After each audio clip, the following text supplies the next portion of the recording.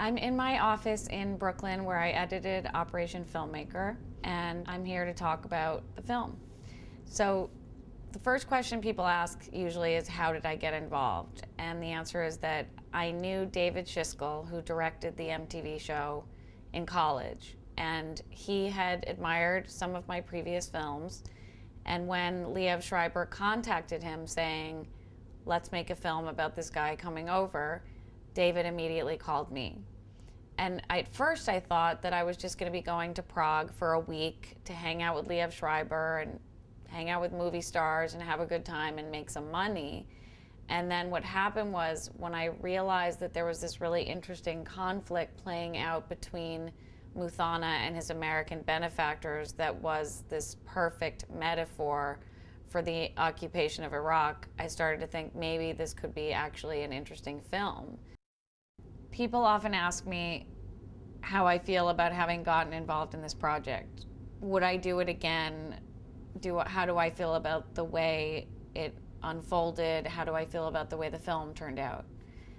And it's a confusing question because I do feel really proud of the film, and the thing I'm proud of is mostly that I think it makes people think about this whole situation that led us into Iraq, which is that we had one idea about how people were going to respond, and in fact it turned out to be something completely different. From my point of view, it was a really difficult experience. It was really hard to be put in such a confusing moral position, and it was hard to be accused of all sorts of things that I didn't feel that I had actually done, and to feel guilty about a war I didn't start and responsible for a person I didn't bring here, and then how to make this all work in an editing room that's fair to my experience, fair to Muthana, fair to the people in Hollywood who brought him here.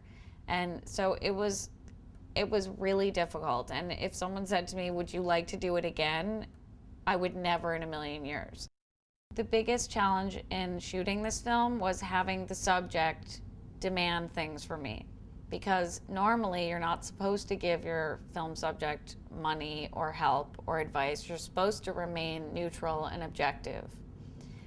And I found in this case that that was impossible. I felt that when Muthana was asking me for money, I thought about it a lot and it was very confusing, but ultimately I felt like in a way he did deserve it. My country had wreaked havoc on Muthana's country, and as a result he was a refugee. I did feel more responsible than I would have. And then on top of that, he had been brought over by Americans who then left him in Prague, and I was the only person he had to turn to for advice and money. You read about stories where the subject of a film sued the filmmaker when the film came out, and yet you watch the film and there's no trace of any conflict whatsoever. And if you think about it, it's natural that there would be a conflict. You're taking someone's story and then using it to promote your career as a filmmaker, and you're getting accolades and awards, and that person is thinking, hey, wait a second, this is my story. Why are you getting the credit for it? So I think that this film examines that very complicated and fraught relationship. Editing the film was almost as challenging, if not more challenging, than shooting it. Once you insert yourself into a film, it's really difficult to figure out the perfect balance of how much of yourself should be in it and how little.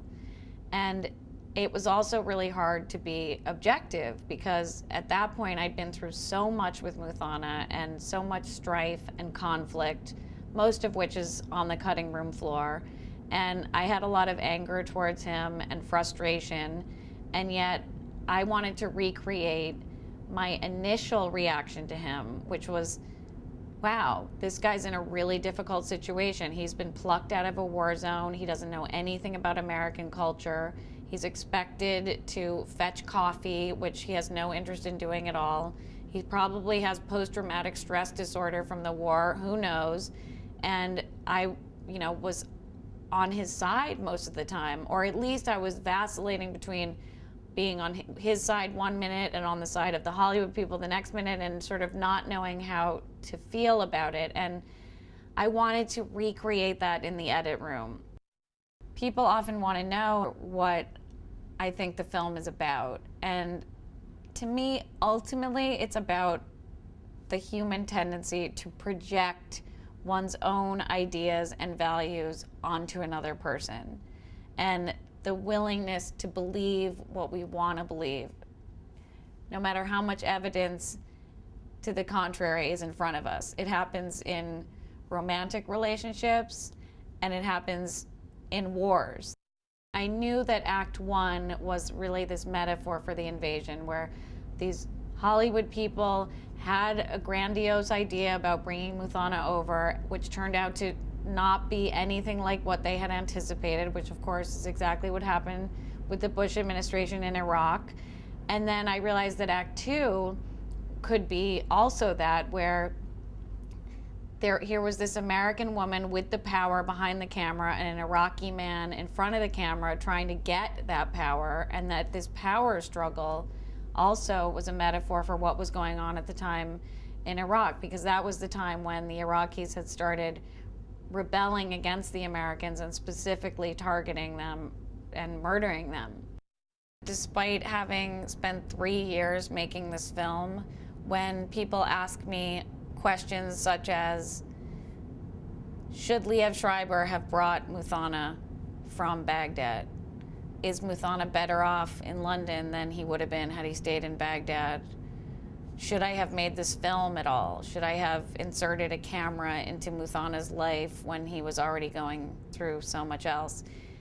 The fact is, I still don't know how I feel about all of those questions. I don't have answers to them, and I just feel that I've hopefully made people think about these questions by virtue of making the film.